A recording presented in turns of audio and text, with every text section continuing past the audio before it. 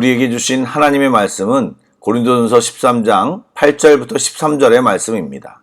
신약성경 278쪽입니다. 고린도전서 13장 8절부터 13절까지의 말씀을 드라마 바이블로 낭독합니다. 사랑은 언제까지나 떨어지지 아니하되 예언도 패하고 방언도 그치고 지식도 패하리라. 우리는 부분적으로 알고 부분적으로 예언하니 온전한 것이 올 때에는 부분적으로 하던 것이 패하리라. 내가 어렸을 때에는 말하는 것이 어린아이와 같고 깨닫는 것이 어린아이와 같고 생각하는 것이 어린아이와 같다가 장성한 사람이 되어서는 어린아이의 일을 버렸노라. 우리가 지금은 거울로 보는 것 같이 희미하나 그때는 얼굴과 얼굴을 대하여 볼 것이요 지금은 내가 부분적으로 아나 그때는 주께서 나를 아신 것 같이 내가 온전히 알리라. 그런즉 믿음, 소망, 사랑 이 세 가지는 항상 있을 것인데 그 중에 제일은 사랑이라.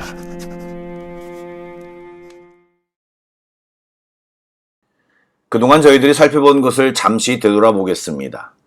고린도 교회는 말과 지식을 비롯한 성령의 은사들이 풍족하게 나타난 특별한 교회였습니다. 또 그리스도의 증거가 견고했던 교회라고도 했습니다.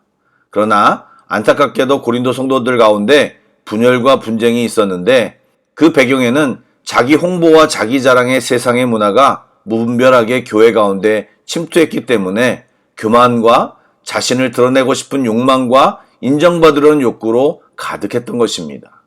설상가상으로 음행까지 공동체 가운데 들어왔는데 공동체는 그런 죄악들을 통한이 여기지 않았고 끊어내려는 노력조차 없었습니다.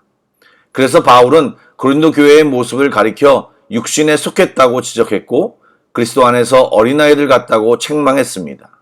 더욱이 많은 은사를 자랑하고 받은 은사로 교회를 섬기기는커녕 인정받고 높아지려는 미성숙한 고린도 교회 성도들에게 바울은 더 큰 은사를 사모하라고 말했습니다. 더 큰 은사란 지금 저희들이 살펴보고 있는 고린도전서 13장에서 말하고 있는 사랑입니다. 바울은 앞에 본문에서 사랑에 대한 정의를 내린 다음에 이제 사랑과 다른 은사들을 대조하여 설명하고 있습니다. 예언, 방언, 지식과 같은 은사들은 성경을 가르치거나 하나님의 뜻을 밝히는 은사이기 때문에 이런 은사를 가진 사람들은 아무래도 사람들의 주목을 받게 마련입니다.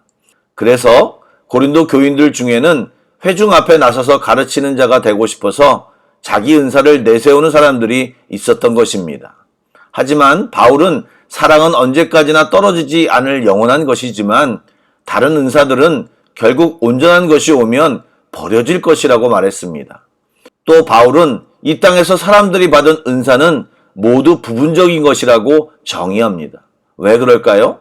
아무리 탁월한 은사를 소유했다고 하더라도 하나님의 뜻을 완전히 꿰뚫어 볼 수도 없고 하나님의 모든 지식을 소유할 수도 없습니다. 이런 은사들을 통해 우리가 얻을 수 있는 지식은 마치 어린아이들의 지식과도 같은 것입니다. 어린아이 때 배운 말과 지식과 생각은 그때 잠깐 유용하게 활용할 수 있지만 장성한 사람이 되면 대부분 버려지는 것처럼 예언, 방언, 지식도 지금 보기에는 대단해 보일지 모르겠지만 영원한 하나님 나라에 들어가면 버려질 것에 불과합니다. 물론 은사들이 당장 유용한 것은 사실이기에 있으면 유익하기는 합니다. 하지만 그것들은 영원한 것은 아니기에 절대적인 가치를 부여해서는 안 될 것입니다. 교회에서 직분을 받았다고 해도 그것이 하나님 나라에서까지 유효한 것은 아니기에 우리는 영원한 가치 있는 것을 더 추구해야 합니다. 한마디로 은사는 영원하지 않고 주님이 오면 의미가 없어진다는 말입니다. 또 방언, 예언, 지식의 은사를 가진 사람들이 예배 때 선포하는 말씀과 진리는 오늘 말씀해 보니 거울로 보는 것 같이 희미한 것이라고 설명합니다. 이는 당시 고린도의 주요 생산품이었던 청동 거울을 떠올리게 하는데 당시 청동 거울은 아무리 뛰어난 기술자가 만든다고 해도 지금의 유리 거울처럼 선명하지 않았을 뿐 아니라 상이 왜곡되는 부분도 있었습니다. 즉 방언이나 예언으로 가르치거나 전하는 지식은 청동 거울에 비친 모습을 보듯 어느 정도의 흐릿함이나 왜곡을 피할 수 없다는 것입니다. 하지만 하나님 나라에 들어가면 주님을 대면해 보기 때문에 그런 왜곡이 있을 수 없습니다. 하나님의 진리와 뜻도 분명히 알 수 있기 때문에 방언이나 예언의 은사가 필요 없게 됩니다.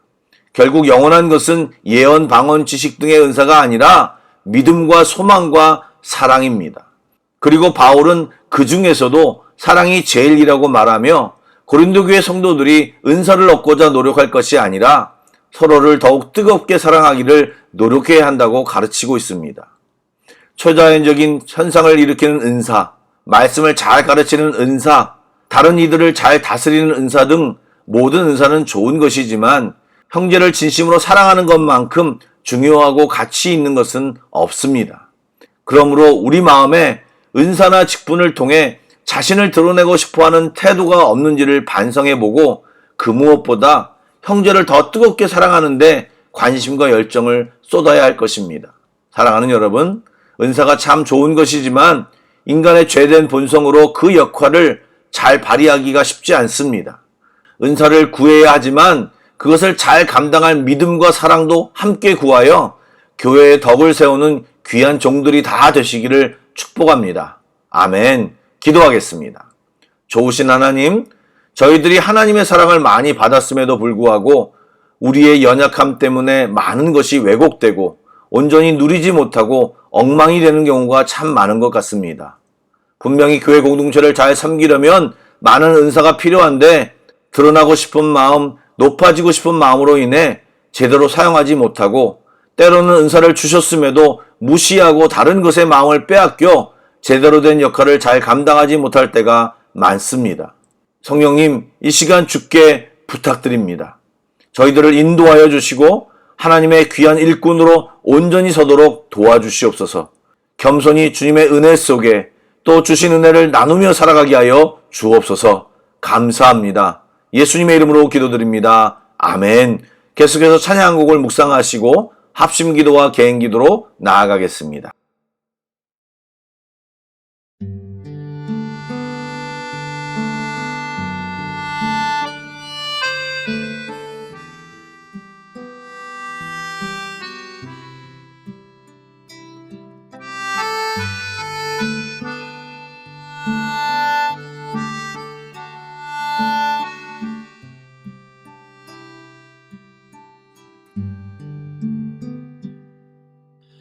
나의 삶이 끝날 때까지 주의 자리 뺏지 않기, 나의 생각, 나의 결정 매일 주께 양보하기, 나의 숨이 꺼질 때까지 주의 말씀 덮지 않기, 나의 의지, 나의 판단, 말씀이 기초가 되기를, 내가 드러나고 있을 때, 내가 높아지고 있을 때, 내가 스스로 멈춰서 주보다 내가 눈에 띄지 않기를, 드러나고 싶은 이 마음, 높아지고 싶은 이 마음, 주여 이 마음 붙드사 주보다 내가 눈에 띄지 않게 하소서.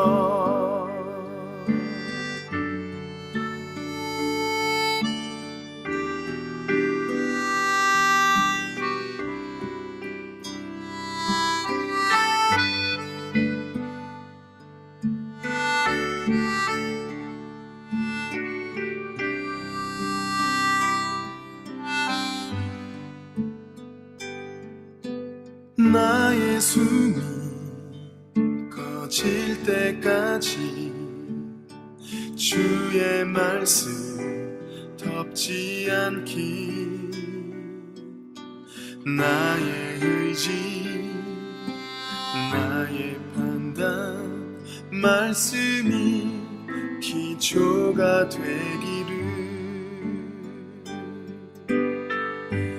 내가 드러나고 있을 때 내가 높아지고 있을 때 내가 스스로 멈춰서 주보다 내가 눈에 띄지 않기를 드러나고 싶은 이 마음 높아지고 싶은 이 마음 주여 이 마음 붙드사 주보다 내가 눈에 띄지 않게 하소서 내가 주보다 눈에 띄지 않게 하소서